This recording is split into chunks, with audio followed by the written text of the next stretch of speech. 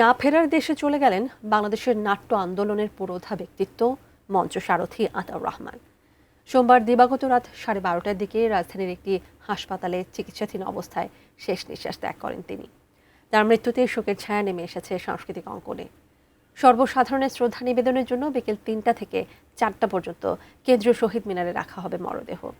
রবিউল ইসলাম রবির রিপোর্ট। রঘুপতিকে আজকের মৌলবাদী একজন নেতার সাথে মেলানো হয়েছে। এই যে ভাবনাগুলো নতুন প্রজন্ম ভাবছে, যেটা আমি রক্তকরবীরে তেমন করে ভাবতে পারিনি, এটা কিন্তু নতুন একটা প্রাপ্তি। সময় তখন সোমবার দিবাগত রাত 12টা। নিস্তব্ধ নগরীকে আরও বিষণ্ণ করে বিদায় নিলেন মঞ্চের সেই অকুতোভয় সারথি। গত 2 মে হঠাৎ অসুস্থ হয়ে হাসপাতালে ভর্তি হন আতাউর রহমান। অবস্থা সংকটাপন্ন হওয়ায় নেওয়া হয় আইসিইউতে। গতরাতে চলে গেলেন না ফেরার দেশে। শেষ হলো 84 বছরের এক মঞ্চ সারথির পথ চলা। জানাজা এখন পর্যন্ত আমরা ঠিক করেছি, যদি আল্লাহ চান ওনার বাসায় সেঞ্চুরিয়া স্টেটে ওনার বড়মক বাজার, ওখানে ওনার বাসার সামনেই জানাজা অনুষ্ঠিত হবে। তারপর আমরা ওনাকে শহীদ মিনারে নিয়ে যাব, কেন্দ্রীয় শহীদ মিনারে। সেখান থেকে আমরা বনানী কবরস্থানে ওনার মায়ের কবরে ওনাকে চিরনিদ্রায় শায়িত করা হবে।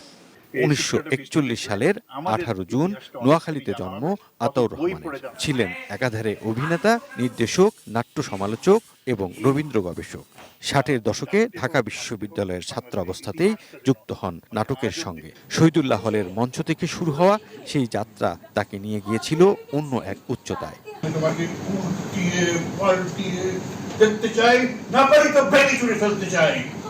1968 সালে নাগরিক নাট্য সম্প্রদায় গঠনের মাধ্যমে বাংলাদেশের গ্রুপ থিয়েটার আন্দোলনে নতুন মাত্রা যোগ করেন তিনি।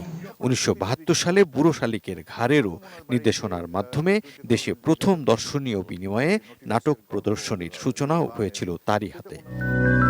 বাংলা রবীন্দ্র সাহিত্যে পাণ্ডিত্যের অধিকারী এই গুণী মানুষটি পেয়েছেন 2001 সালে 21 পদক, স্বাধীনতা পদক সহ অসংখ্য সম্মাননা। জেলখানায় যে হত্যা হলো, আমি ছিলাম কারিগর। এই নাটকটি লোকে দেখে যেন শেখে। আজ মঞ্চ আছে, আলো আছে, শুধু নেই সেই প্রিয় নির্দেশক যার হাত ধরে বহু কালজয়ী চরিত্র প্রাণ পেয়েছে। সেই মানুষটি এখন চিরস্থায়ী এক নীরবতার অংশ।